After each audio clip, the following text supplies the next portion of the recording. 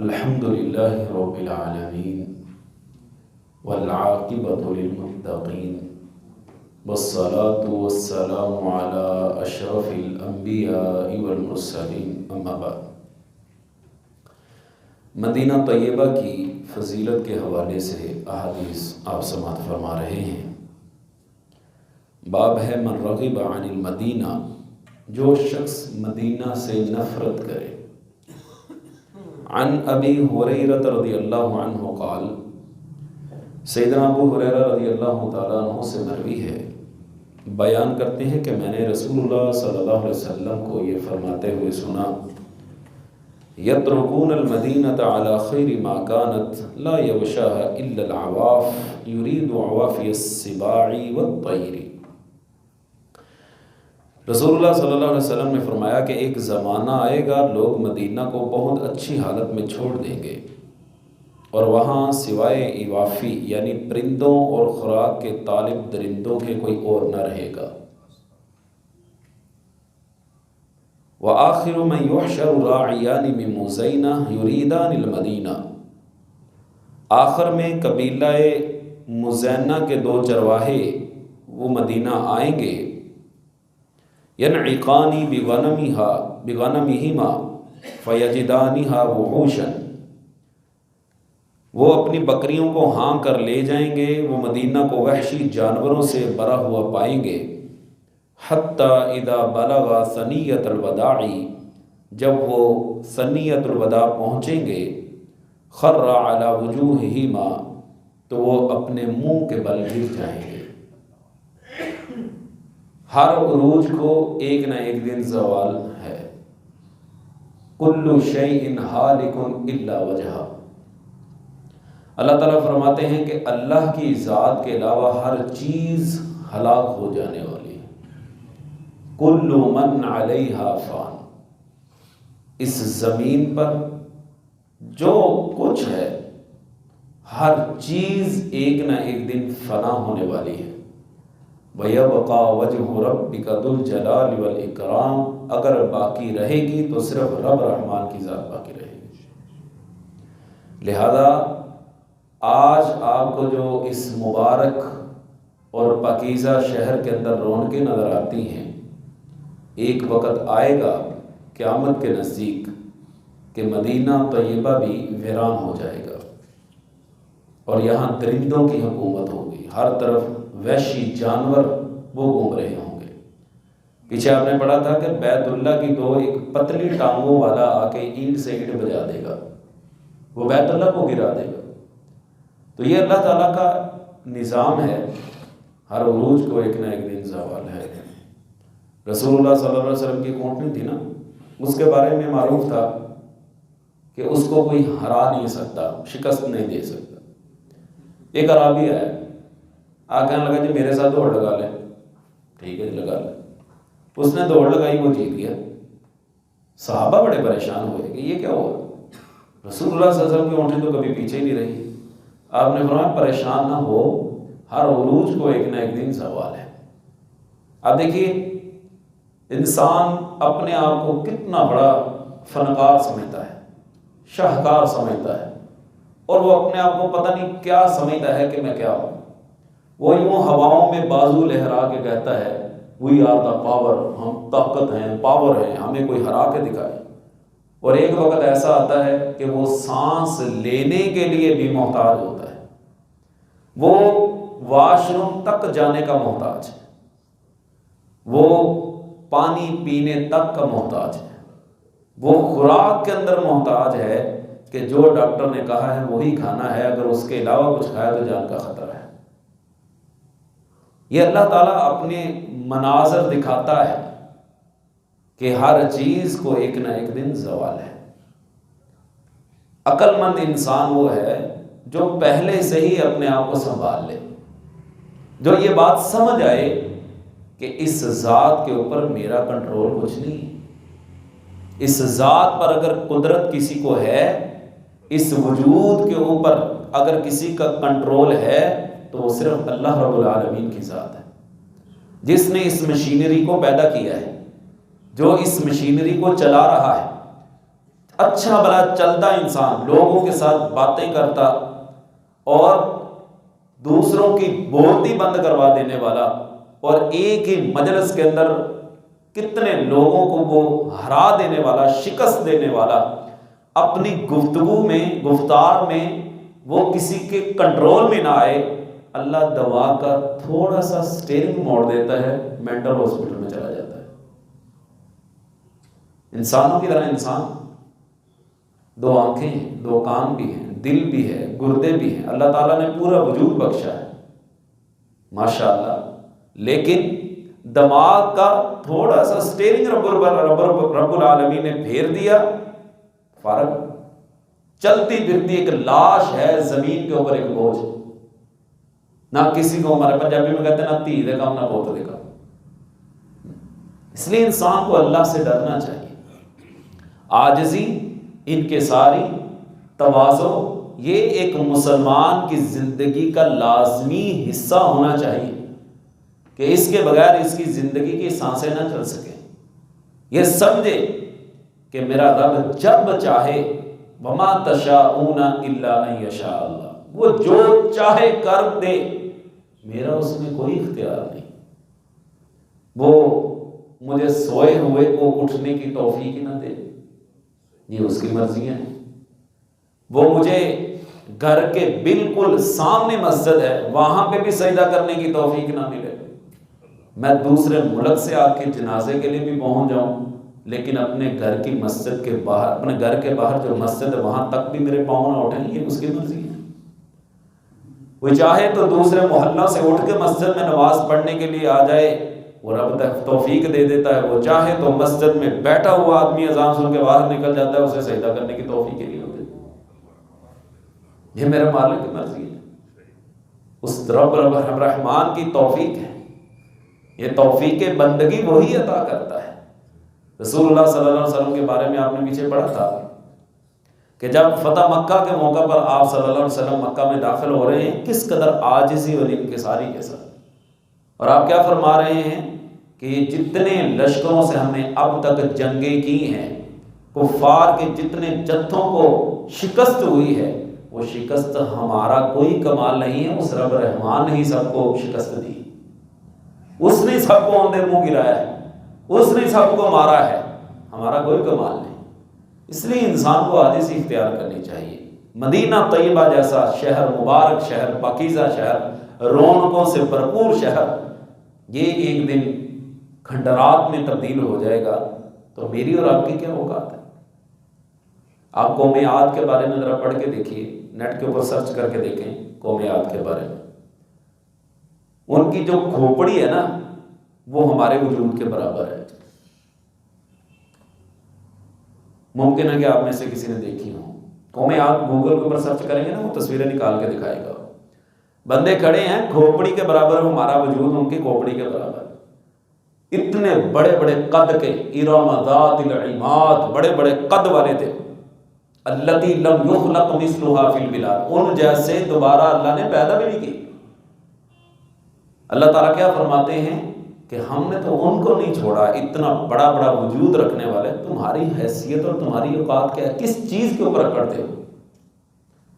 امام مالک بن دینار رحمہ اللہ کے پاس ایک بدماش آیا، جس طرح ہمارے یہاں کہتے ہیں نا، تم نے جانتا نہیں میں کون، بدماشی والا جملہ نا، تم ہمیں جانتا نہیں ہے، ہم کون ہیں؟ کوئی بدماش کہنے لگا، او مولوی صاحب تم جانتے ہو میں کون ہوں؟ کہنے لگے ہاں، میں تجھے تم سے بھی زیادہ جانتا ہوں، تم کون ہو؟ وہ ایک دم کے لیے پریشان ہو گیا، کون ہوں میں؟ کہنے لگے کہ حقیر سے قطرے کی پیدائش ہے تو، اس قطرے سے اللہ تعالیٰ نے تجھے پیدا کیا جسے انسان کراہت کی نگاہ سے دیکھتا ہے۔ وہ حضرت امام مالک بن دینار رحمہ اللہ کے قدموں میں گر پڑا، کہنے لگا آپ نے مجھے میری حیثیت یاد کروا دی، آپ نے مجھے میری اوقات بتا دی ہے، واقعتاً میری کیا حیثیت ہے؟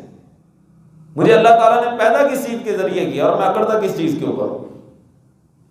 دیکھیں نا، آپ کے ماشاءاللہ عمریں زیادہ ہیں، آپ کے مشاہدے میں چیزیں بہت زیادہ آپ نے دیکھی ہوں گی۔ ایک وقت میں جناب ہٹا کٹا صحت مند انسان، وہ کسی کے قابو نہیں آتا، اور ایک وقت ایسا ہوتا ہے بے یار و مددگار پڑا ہے چارپائی کے اوپر۔ وہ آپ نے پوسٹیں دیکھی تھی نا کچھ عرصہ پہلے وہ جو سوراب سائیکل کا مالک تھا، کیا بنا تھا اس کے ساتھ؟ ڈاکٹر نے پوچھا تیری آخری وصیت، کہنے لگا میری اولاد مجھے آ کے مل جائے۔ اولاد کو فون کیا، کہنے لگے دابو دبدے ہو ایسے نہیں جانتے کون۔ یہ کمائی ہے زندگی کی، جس اولاد کے لیے پوری زندگی انسان دھکے کھاتا ہے، صبح سے شام تک خون پسینہ ہی کرتا ہے، لوگوں کی باتیں سنتا ہے، وہ اولاد دیکھنا تو درکنار ہے، وہ کہہ رہے ہیں کہ ہم اس کے قریب ہی نہیں آنا چاہتے، اس کو خود ہی کفن دیں، غسل دیں، دفن کرتے ہیں، ہم نہیں جانتے یہ کون ہے۔ ایسی بیسیوں مثالیں ہمارے معاشرے میں موجود ہیں۔ وہ آغا شورش کاشمیری رحمہ اللہ فرمایا کرتے تھے کہ تاریخ کا سب سے بڑا سبق یہ ہے، تاریخ کا سب سے بڑا سبق یہ ہے کہ تاریخ سے آج تک کبھی کسی نے سبق نہیں سیکھا۔ تاریخ کی سب سے معتبر ترین کتاب کون سی ہے؟ آپ بتا سکتے ہیں؟ تاریخ کی، ہسٹری کی سب سے معتبر ترین کتاب کون سی؟ نہیں پتا؟ قرآن مجید ہے کہ نہیں؟ اللہ نے قوموں کے حالات بیان کیے ہیں نا، قوموں کی تاریخ بیان کی ہے نا کہ ان کے ساتھ کیا ہوا۔ ہم نے کبھی ان سے عبرت حاصل کی؟ اللہ تعالیٰ فرماتے ہیں فَاعْتَبِرُوا يَا أُولِي الْأَبْصَارِ، اے عقل مندو ان سے عبرت حاصل کرو۔ ہمارے سامنے قوم عاد کی تباہی اور بربادی اور اس کے حالات اور اسباب سارے موجود، پڑھتے بھی سنتے بھی۔ قوم سمود، قوم شعیب، قوم لوط، ان تمام اقوام، قوم نوح، اللہ تعالیٰ نے سب کے حالات اور واقعات اور ان کی تاریخ بیان کی ہے کہ یہ ان کا جرم تھا، اس وجہ سے ان کو ہلاک کر دیا گیا، برباد کر دیا گیا۔ ہم ٹس سے مس نہیں، ہم نے یہ سمجھ رکھا ہے کہ یہ تو صرف ایک تاریخ کی کتاب، واقعات ہیں اللہ تعالیٰ نے بیان کر دی۔ صابن ہے نا، صابن، اس کا بنانے کا ایک فارمولہ ہے۔ آپ یہاں مسجد میں بیٹھ کے فارمولے کے ذریعے صابن بنانے وہ بن جائے گا، آپ گھر میں بیٹھ کے بنانے وہ بن جائے گا، آپ آفس میں بیٹھ کے بنانے وہ صابن بن جائے گا، آپ دوسرے ملک میں جا کے بنانے وہ صابن بن جائے گا۔ وہ فارمولہ ہے، وہ جہاں مرضی بیٹھ کے بنا لیں وہی چیز بن کے سامنے آئے گی۔ اللہ تعالیٰ نے قوموں کے جو واقعات بیان کیے ہیں، جو قومیں جو کرتوتیں کریں گی اس کا انجام بھی وہی ہوگا جو ان قوموں کا ہوا ہے۔ لیکن بات وہی ہے کہ تاریخ کا سب سے بڑا سبق یہ ہے کہ تاریخ سے آج تک کبھی کسی نے سبق نہیں سیکھا۔ آپ ہمارے سیاستدانوں کی تاریخ کو دیکھ لیں، آپ ہمارے حکمرانوں کی تاریخ کو دیکھ لیں، وہی تاریخیں بار بار دہرائی جاتی ہیں، وہی تاریخیں، جو کام پچھلے نے کیا ہوتا ہے وہی اگلا کر رہا ہے، اس کا نتیجہ بھی وہی نکلتا ہے۔ اگر اس نے ذلت کی زندگی گزاری ہے تو عزت کی زندگی اس کے بھی نصیبے میں نہیں ہے۔ جو غلطیاں سابقہ حکمران کرتے ہیں وہی آنے والے کرتے ہیں، اس کا نتیجہ بھی وہی نکلتا ہے۔ وہ بھی اسی طرح مار کھاتے ہیں، وہ بھی اسی طرح ذلیل ہوتے ہیں، وہ بھی اسی طرح اپنی عزت جو ہے داؤ پہ لگا لیتے ہیں، لیکن سبق کوئی نہیں سیکھتا۔ اور آج 75 سے 80 سال گزرنے کے بعد بھی ہم وہیں پہ کھڑے ہیں جہاں پہ ہم آزاد ہوتے وقت کھڑے تھے۔ شاید تو اس وقت ہم کچھ بہتر ہوں اور آج ہم اس سے بھی بدتر حالت میں جا چکے۔ بلڈنگیں بنا لینے سے، بڑی بڑی عمارتیں کھڑی کر لینے سے قومیں ترقی نہیں کرتی۔ اگر یہ ترقی کا معیار ہے تو رسول اللہ صلی اللہ علیہ وسلم کے زمانے میں تو کوئی بلڈنگ نہیں کھڑی ہوئی۔ مسجد نبوی کی کچی سی بلڈنگ ہے جس کی چھت کا عالم یہ ہے کہ بارش ہوتی ہے تو پانی ٹپکنے لگ جاتا ہے، تو لیکن اس قوم نے ترقی کی کہ نہیں؟ لوگوں کو جینے کا، زندگی گزارنے کا ڈھنگ اور طریقہ اور سلیقہ سکھایا کہ نہیں؟ تہذیب اور ثقافت دی کہ نہیں؟ لوگوں کو جینے کا ایک ولولہ اور جذبہ دیا کہ نہیں؟ لوگوں کو بتایا کہ نہیں کہ تمہیں زندگی میں اللہ تعالیٰ نے دنیا کے اندر کیوں بھیجا ہے؟ بندوں کو بندوں کی بندگی سے نکال کر رب رحمان کی بندگی میں لگایا کہ نہیں؟ ہم نے سمجھا شاید یہ جو ہم نے کام کر لیا ہے، ہم نے بہت بڑا مار لیا ہے اور ہم ترقی کر چکے ہیں۔ سڑکیں بنا لی، گاڑیاں کھڑی کر لی، بڑی بڑی بسیں لا کے کھڑی کر دی اور ہم سمجھیں ترقی کی راہ پہ کام ہو سکتا ہے۔ یہ ترقی نہیں۔ ترقی یہ ہے کہ آپ نے اپنے بچے کو تعلیم کے ساتھ ساتھ تربیت بھی دی ہے، اپنی قوم کو تربیت دی، اور یہ تربیت ہی اصل چیز ہوتی ہے۔ ربا یربی، تربیت کہتے ہیں وہ ایک درخت، ایک پودا جس کی شاخیں باہر کی طرف آ کے نقصان دینے لگ جائیں، ان کو بڑی اچھی طرح کاٹ چھانٹ کر کے بڑا خوبصورت بنا دیا جائے۔ انسان کی وہ عادات جو اس کو انسانیت سے باہر نکال دیتی ہیں، اس کو حیوانیت کے درجے پہ لے جانے والی ہوتی ہیں، ان کو ختم کر کے ایک سچا سچا صاف ستھرا انسان اور مسلمان بنانا، یہی تو اسلام کی تعلیم اور تربیت ہے۔ رسول اللہ صلی اللہ علیہ وسلم نے اپنے صحابہ کو صرف تعلیم نہیں دی، ساتھ میں تربیت بھی دی۔ آپ نے عملاً کر کے بھی دکھایا ہے کہ یہ ہے اصل تربیت۔ وہ مشہور حدیث ہے نا کہ بچہ آپ صلی اللہ علیہ وسلم کی گود میں بیٹھا ہوا تھا، ان کا ہاتھ یوں تشتری کے اندر گھوم رہا تھا، آپ نے کیا کہا؟ تربیت دیا، یا غلام سم اللہ، اے بیٹے اے لڑکے اللہ کا نام لو، بسم اللہ پڑھو، وکل بیمینک، دائیں ہاتھ سے کھاؤ۔ بھائی تربیت کا اصول یہ ہے کہ کھانا دائیں ہاتھ سے کھانا چاہیے۔ وکل مما یلیک، یہ بھی تربیت کا حصہ ہے کہ کھانا اپنے سامنے سے کھاؤ، دوسروں کی طرف دھیان نہ دو، دوسروں کی پلیٹوں میں ہاتھ مارنے کی ضرورت نہیں۔ یہ ہے وہ تربیت جو اسلام کہتا ہے کہ اپنے ماننے والوں کو تمہیں حاصل کرنی چاہیے۔ لیکن افسوس کا مقام یہ ہے کہ ہم اس تعلیم کی طرف دوڑ رہے ہیں جو انسان کو انسان نہیں بلکہ انسان کو انسانیت کے درجے سے بھی نکال کر حیوانیت کے بھی اس درجے میں پہنچانے جا رہی ہے جہاں سے حیوان بھی وہ حرکتیں نہیں کرتے۔ روزمرہ میں آپ کئی واقعات سنتے ہیں، یہ موقع محل نہیں ہے کہ میں ان واقعات کو بیان کرنا شروع کر دوں اور سارا ٹائم انہی واقعات کے اندر گزاروں۔ آپ مجھ سے زیادہ جانتے ہیں، سوشل میڈیا کے ساتھ آپ مجھ سے زیادہ جڑے ہوئے، اس لیے اسلام دین یہ ہے وہ اصل تربیت جو انسانوں کو جینے کا ڈھنگ دیتا ہے، جو طریقہ اور سلیقہ سکھاتا ہے کہ تم نے زندگی یوں گزارنی۔ ماں کے رحم سے لے کر انسان کے قبر تک اترنے تک اسلام ہاتھ گوشے میں اپنے ماننے والوں کو رہنمائی کرتا ہے کہ تم نے اس انداز کے ساتھ زندگی گزارنی ہے۔ باہر کیا بات چلی تھی مدینہ طیبہ سے، اگلی حدیث بھی اسی سلسلے کی ہے۔ حضرت سفیان بن ابی زہیر رضی اللہ تعالیٰ عنہ بیان کرتے ہیں کہ رسول اللہ صلی اللہ علیہ وسلم کو میں نے فرماتے ہوئے سنا کہ جب یمن فتح ہوگا کچھ لوگ اپنے اونٹوں کو ہانکتے ہوئے آئیں گے اور اپنے اہل خانہ کو اور جو ان کا کہا مانیں گے انہیں سوار کر کے مدینہ سے لے جائیں گے، مدینہ سے نکال کے لے جائیں گے، حالانکہ وہ جان لیں والمدینۃ خیر لہم لو کانوا یعلمون، اگر ان کو پتہ چل جائے تو مدینہ ان کے حق میں بہتر ہے۔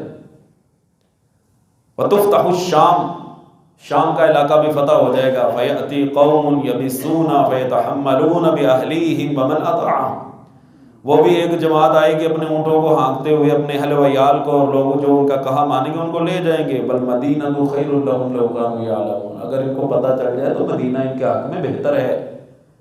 وتفتح العراق، عراق بھی فتح ہو جائے گا، فیأتی قوم یبسون فیتحملون باہلیہم ومن اطاعہم، عراقی لوگ بھی یہی کام کریں گے، اپنے اہل خانہ کو جو ان کی بات مانیں گے ان کو لے جائیں گے۔ والمدینۃ خیر لہم لو کانوا یعلمون، اگر ان لوگوں کو پتہ چل جائے تو مدینہ ان کے لیے بہتر ہے۔ گو کہ مدینہ کو چھوڑ کر باہر نکل جانے والا اللہ کے رسول صلی اللہ علیہ وسلم نے ان کی مذمت کی ہے۔ ایک بندہ کام کی غرض سے نکلا ہے نا، ایک الگ چیز، ایک مدینہ میں رہ رہا ہے بغیر کسی وجہ سے بغض رکھتے ہوئے نفرت کرتے ہوئے اس مدینہ سے باہر نکل گیا، فرمایا یہ ایک مذمت ہی آپ نے فرمائی کہ اگر ان کو پتہ چل جائے تو مدینہ ان کے حق میں بہتر ہے۔ باہر کیا مدینہ طیبہ کی اپنی فضیلتیں ہیں، اپنی سعادتیں ہیں، اور اللہ تعالیٰ یہ ہر بندے کے نصیبے میں تو نہیں کرتا۔ یہ رتبہ بلند جسے مل گیا، ہر مدعی کے واسطے دار و رسن کا۔ اللہ تعالیٰ ہمیں بھی یہ ساتھ سمیٹنے کی توفیق عطا فرمائے۔ آج کا سبق یہیں تک بس کرتے ہیں۔ اللہ تعالیٰ ہم سب کا حامی ناصر ہو۔ وما علیہ الا البلاغ المبین۔